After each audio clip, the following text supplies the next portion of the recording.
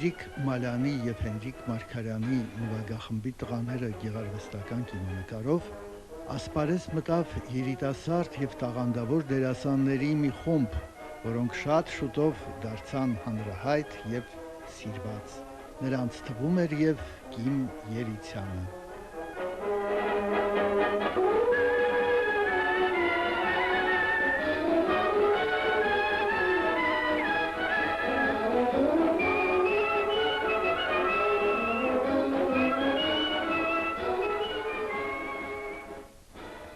Ես տունի եկեղեցի եմ ենթադրում, որտեղ մայրապետը, հայրապետը իր տեղն էր, դրա համար էլ զարմանալի չի անեն հոր, հայրը գլուխն է, և որդվո, և հոգվույն, սիրով ու ամենը հայկական բավ է, այդ ամենը։ Ես այդպես եմ ենթադրում, եթե չէ էլ ճիշտ է։ Նախ սկսենք հենց հայր-մայր, այդ նշանակում է ծնունդ։ Միայն ես չեմ ծնվել, 4 երեխա են ունեցել, 4-ն էլ կարգին մարդիկ են եղել, ոչ մի ավազակ չի եղել, ոչ մի ուրիշ տեսակը։ Մի աղջիկ է ծնվել մեր ընտանիքում, դա քույրս է, որը ողջ առողջ, եղբայրներս չկան։ Մարդը, որ ծնվում է, սկսում է պարտք վերցնել բնությունից։ Նախ հենց մոր փորում սկսում է ուտել, շնչել։ Ինքը ոչինչ չի արտադրում, բայց անընդհատ ծախսում է։ Հենց առաջին շունչը թթվածին է։ Ամբողջ կյանքի իմաստը նա է, որ հետո վերադարձնես ոչ միայն ածխածինով, այլ նաև գործունեությամբ։ Ինչ որ արել եմ հաճույքով, սրա մասին է խոսքը։ Լավ է, վատ է, դա մեր ասելու բանը չի։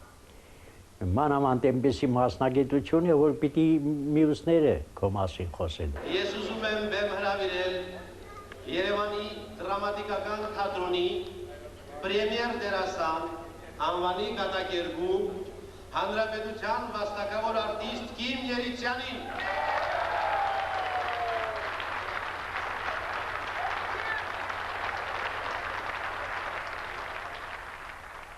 Որս լավ ընկերներ դեռ Թիֆլիսում Գլախոս Զախարյանը մեր տանը անընդհատ նվագել, երգել հատկապես։ Բոլոր մեր արարողություններին գալիս էր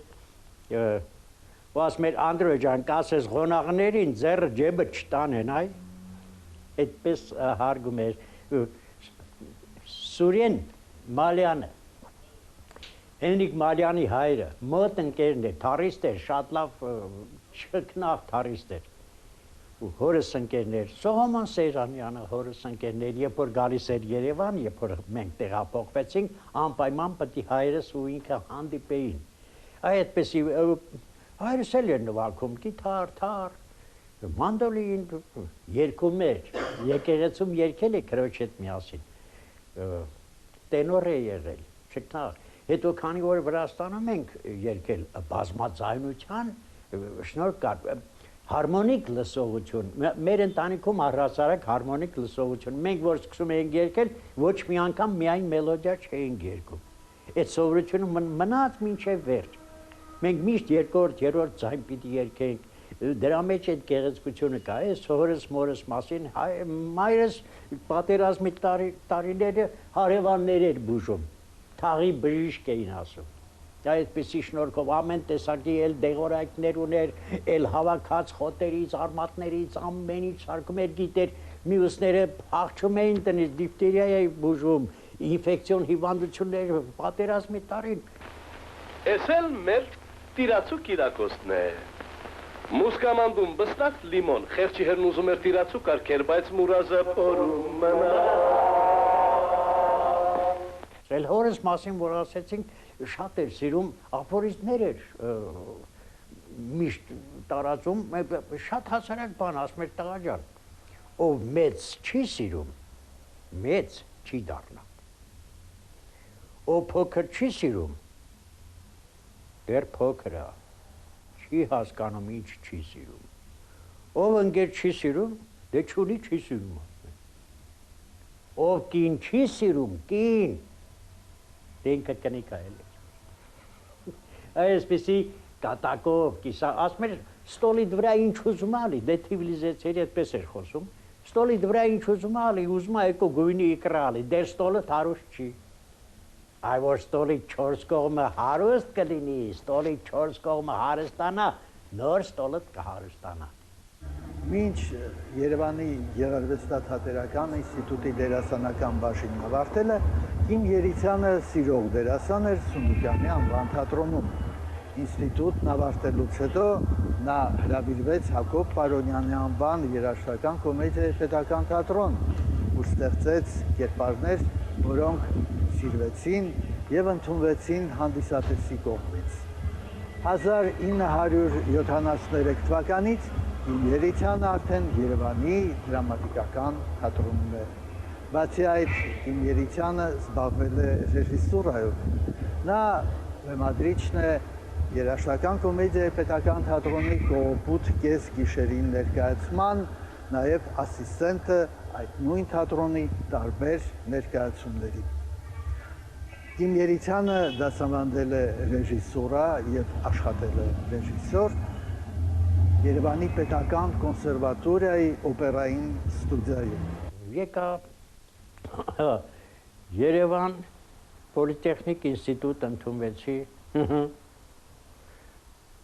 Դպրոցում հազիվ 3 էի ստանում մաթեմատիկայից ալգեբրա։ Ինձ էլ դասատուն հետաքրքիր էր Աբովյանի հետնորդներից էր։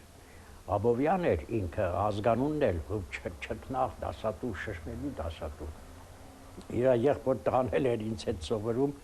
Հակոբը Աբովյանը։ Ուրեմն գալիս էր, հենց նստում էինք, ասում էր Երիցյան, իդի գդասկե, ռուսական կրթություն եմ ստացել, հարազատ լեզուն վրացերեն էր, այդպես էլ չսովորեցի, որովհետև հարազատ էր, շատ հարազատ էր էլի։ Ու ուրեմն ասում էր Երիցյան, բայց պիտի սովորեի։ Երիցյան գդասկե, վերեկերում ասում էր սադիս 2։ Կողքի նստողները Շալվա Բաբայանը, Ադոլ Մանթաշյանը ասում են, почему, товарищ Абովյան, почему он же не отвечал еще, ասեց, нет, Ким Երիցյանը пока двойку не поставишь, на тройку не исправит։ Այդպեսի ամբավ ունենք, դե այդ պատերազմի տարիները փախչում էինք դասերից, սովի փողոցում մի բան ուտես, չուտես, մի խոսքով, այդ բոլորը, բայց ինչն է հետաքրքիր, ծիծաղելու եւ հաճույք պատճառելու զգացողությունը, այդպես էլ մնաց մինչեւ օրս։ Եթե ուզում ես հաճույք ստանալ, Մկրտիչ Արմենի դեր խոսքն է, եթե ուզում ես հաճույք ստանալ, մի զլանա հաճույք պատճառել։ Դա էլ հաճույք է։ Երբ որ ինստիտուտ ընդունվեցի, ծիծաղելու էր, սարսափելի, Թիվլիսից նոր եկա, ճիշտ է, պոլիտեխնիկից, բայց այնտեղ ռուսերեն էին կարդում, հասկանում էի, գրում էի։ Իսկ որ եկա, ծիծաղելի է, ինձ ծանոթացրին, տարան Արամ Իրանչի կաբինետը, ասեց ինչու ես եկել տղա ջան, ասում եմ դե ուզում եմ ձեր ինստիտուտը պաստուպի տանեմ, ասեց իսկ հայերեն ինչպես կլինի, ասի հայերեն եմ խոսում էլի, այդպես ընդունվել եմ, բայց ինչն է հետաքրքիր, մի տարի հետո ինձնից մաքուր ու ճիշտ Հայկոյի Մայիսեևնա Գարագաշի խոսքերի տետրը ոչ ոք այդպես ճիշտ չէր արտասանում, նույնիսկ հայկական դպրոց թող ինձ ներեմ մեծամտության համար սերն էր, կարոտը, ծարավը։ Ինչպես կուսումնասիրես ոչ հոտար լեզուն, որը չգիտես։ Քանը մորիցս, հորիցս այդ սերը միշտ ասում էր,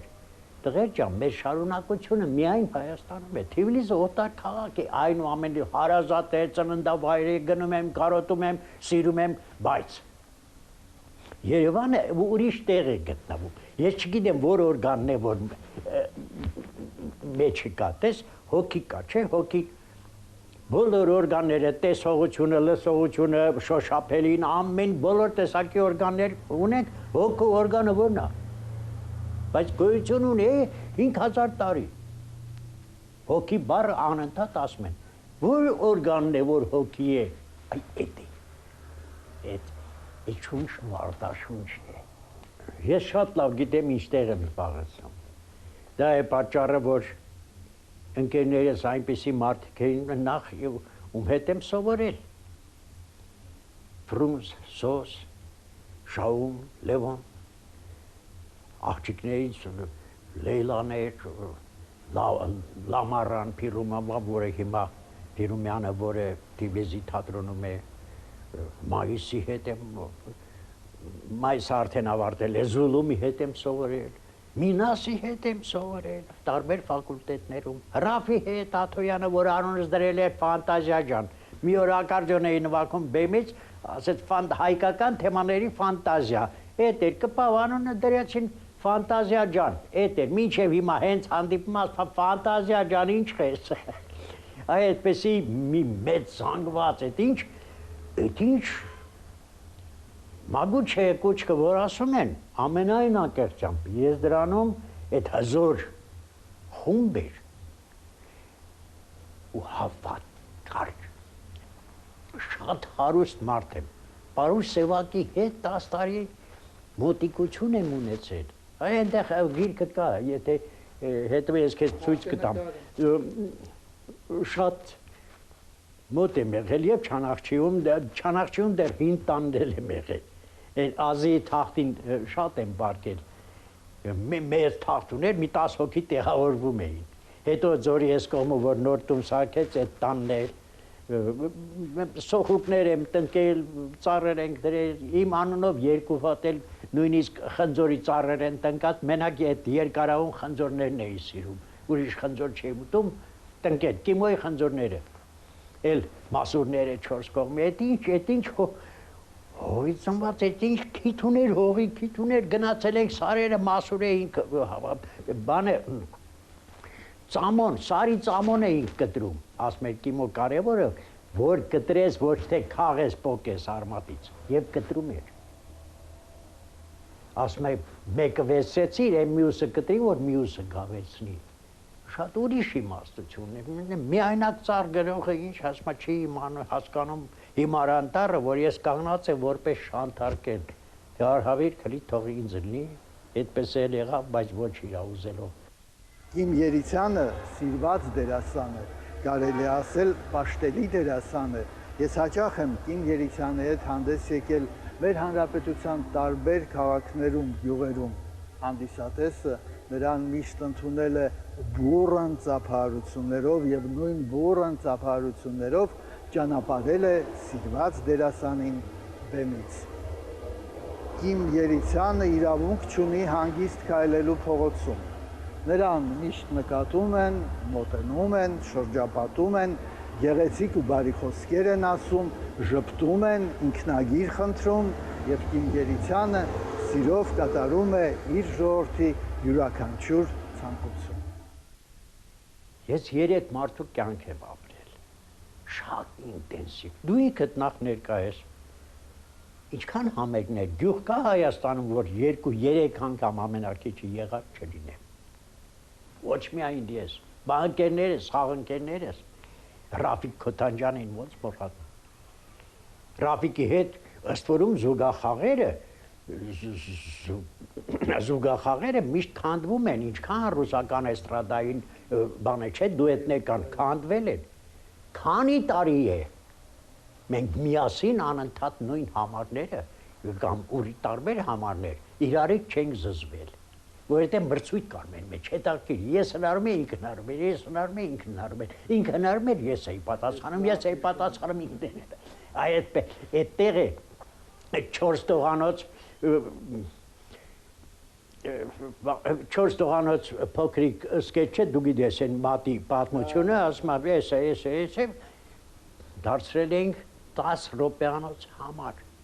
այդ ամբողջ է իմպրովիզացիա, իմիջիայլոց ես մի անգամ ասել եմ, ուզում եմ կրկնել, ասում եմ, ինչ բան է իմպրովիզացիա, իմպրովիզացիա ակնթարթային հնարամտություն, չես հասցնում մտածել ու ասում ես։ Բայց սակրտյա, վայ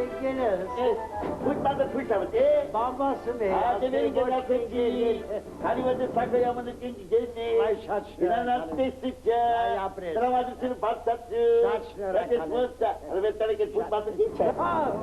Ayta tavma, Dere sarı babya Ayta biz. tavma, Ya biz verin katım karşımız var. Ayta tavma, Ayta tavma. Hadi işte sana futbolda kuş etmeyi. Gote mesafte eve gelses kurma futbolda kuş etmeyi. Hayvan kreativaldan çaskatak, intek çaynası, intek. Asla Türkiye'nin savarı kekim. Merat. Ben kendisine lan. Մեղջերդ մարդը բամի փոշի համար նահատակ կլի, Հետո բամի փոշի համար ուրախացնելը ավելի դժվար է, քան լացացնելը։ Երևի դա է պատճառը, որ իմ հիմնական խաղացանքը եղել է ուրախացնելու թեմաներով, լացացնող այնքան դե այդ իմը չի, ես ասում եմ, ես շատ լավ գիտեմ ինչտեղ եմ պաղացնում։ Քաղաքացի լինելը չի նշանակում հակառակ բան ասել, հարազատ բան ասելը, արդեն քաղաքացի լինել է։ Չի վախենում ով է նստած, ինչ է նստած, այնպեսի սուր, ախր սատիրան ուրիշ, դες սատիրա եւ կոմեդիա, ինչու են նույն բանը, նույն թվում է նույն ոճը, երկու տարբեր նշանակություն ասում է սատիրը, կոմեդիա это добрый смех, а сатира злой смех։ Այսինքն եթե կոմեդիան բարի, բարքեր է քննադատում, բարի ծիծաղ, բարքեր է քննադատում, սատիրան կարգեր։ Դրա համար եթե կոմեդիան կլոր նշան է, սատիրան չեշված, էլիպս է։ Դրա համար սուր անկյուններ ունի, սուր ծայրեր ունի։ Էդ է սատիրայի ամբողջ Եվ դա կատեգորիա է, դրա համար Պարոնյանը եւ կոմեդիա եւ սատիրա։ Ուր է հիմա գիգիներ զբաղում Ժորա Հարությունյանը, սատիրական այն բանը հոյենց այնպես չէր, այդ Ղազարը գնում է պատերազմ։ Այնպեսի սուր անկյուններ ուներ, այդ վերջին հանգրվանը Տլպուղ եմ խաղացել երաժշտական կոմեդիայի թատրոնում 350 ավել ու անընդհատ լեփլեսուն դալիճներով անշլական մարդ կա 10 անգամ էր գալիս խոսքս չաս դալիճից ասում էի այդպես էլ է եղել չէ հիշեցի ախր այնտեղ այնպեսի մի համոբան կար այն ժամանակ արգելում էին նույնիսկ բեմադրել գնացին Ղարաբաղ Պլպուղին չտարանք Հարկելեցին մինիստրությունը ոնց, հազիվ թողեցինք, որ այստեղ բեմադրեք ուզում եք Ղարաբաղ տանեք, միջազգային պատերազմ եք ուզում, բայց մեկը ես իմանում էի այնտեղ Բաքվում էլ, Ղարաբաղում էլ, այդ մոնոլոգը ասում էի, մի հատված է այսպես ասում, Ղարաբաղ աշխարհքի նման աշխարհ կա այս աշխարհում, Ղարաբաղի լուզվեն նման լուզու կա այս աշխարհում, Ղարաբաղի լուզուն մեղրի նման ծորատամ Աղբյուրի նման կարկաչումցը տիպես ծլվելու, պամեր սարերն ու ծմակները, աղբուրներն ու քոլերը, հասացենն ու զկերը, իշակատն ու տանցը, Արաշուշվա բերթին, որ եշմս Ղարաբաղ աշխարհքին, բնության բոլոր աստվածները պպզոմն առաջը։ Ես Ղարաբաղի լյուզվավն եմ օրհնում Ղարաբաղը, իսկ թե անցնեմ իմ պապերի լեզվին, ապա կասեմ Ղարաբաղ Օրհնյալ դու աշխարհ, արյուծների և քաջ կտրիչների դու կուռ օթևան, տխրության այն բիլտ օրերին վիզը չծռեցիր օտարի առաջ, և մի օր եկավ լույսն արդարության սուր փողից վրա, այսպես ավարտում էի։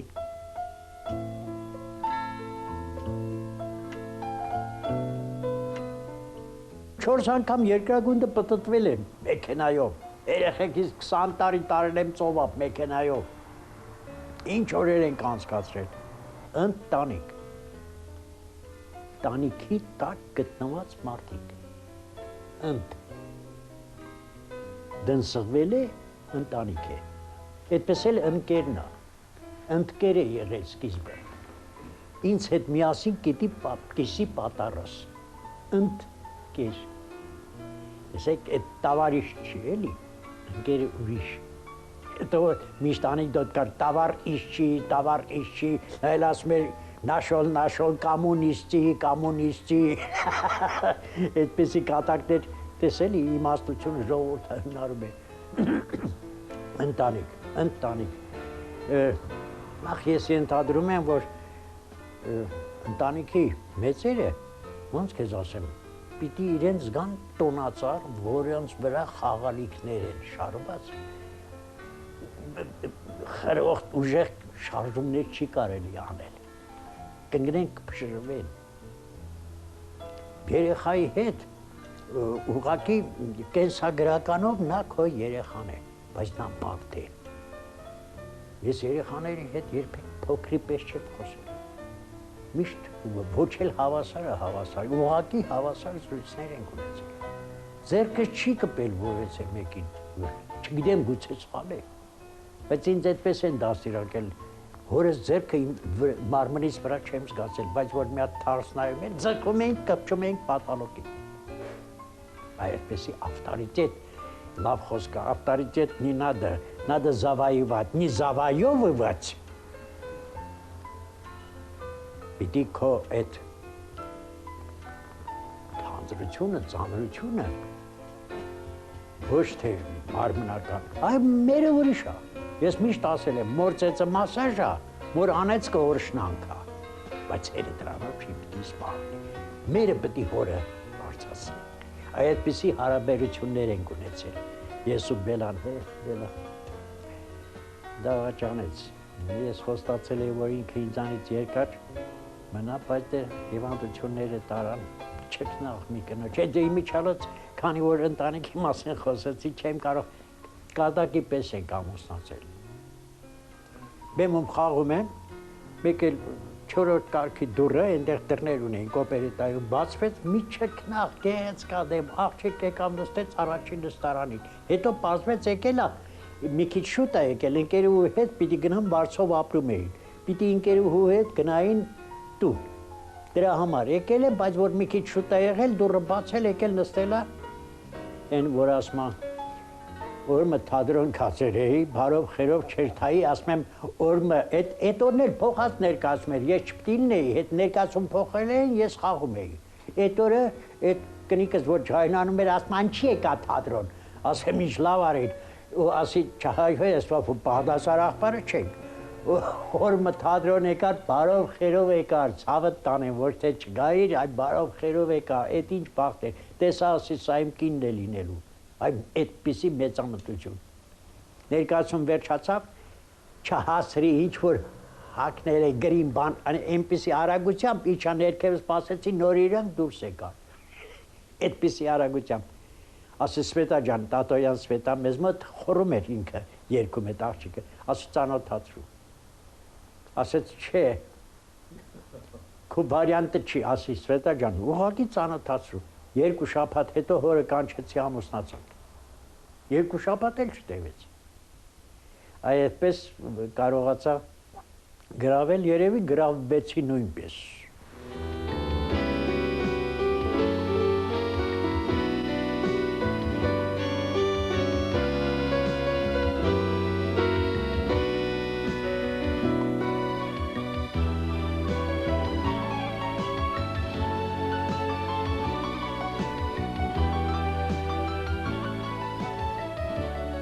Այնպեսի մի չքնաղ զավակներ ունեցանք, աղջիկս, վայ ցավը տանեմ, աղջիկս, Ֆրանսիայում Ռապիկ հանդիպեց, ասեց, Շանզելիզեի վրա կանգնած ենք, ասեց, հիմա ինչի մասին ես մտածում, Կիմ ջան, տես աշխարհի կենտրոնում կանգնած ենք Շանզելիզե, ասեմ, այ աղջիկս տեղել էր, բաչեի մազերը հոտ քաշեի, կարոտը սառնեի, 2 թոռ ունեմ, թոռներից մեկ արդեն 3-րդ կուրս է, մյուսը այս տարի ընդունվեց,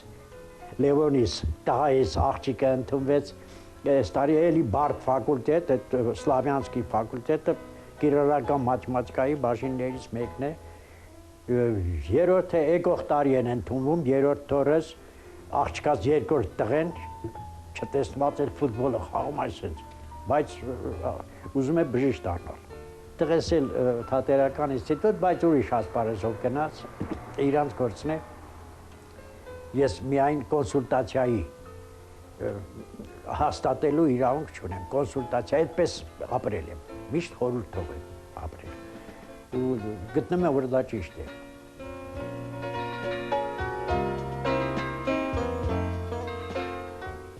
Խորհրդային տարիներին Կիմ Երիցյանին շնորհվեց հանրապետության վաստակավոր արտիստի պատվավոր կոչում։ Մինչ այսօր նա կրում է այդ կոչումը, բայց Կիմ Երիցյանը միշտ եղել է ժողովրդական արտիստ, ժողովրդի սիրված դերասան։ Այս տարի Կիմ Երիցյանի համար հոբելյանական է։ Այս տարի նա կնշի իր ծննդյան 75-ամյակը։ Ցանկանք Կիմ Երիցյանին քաջ առողջություն եւ հաճախակի հանդիպումներ հանդիսատեսի հետ, որովհետև հանդիսատեսը Կիմ Երիցյանին սիրում է, Կիմ Երիցյանին սպասում է։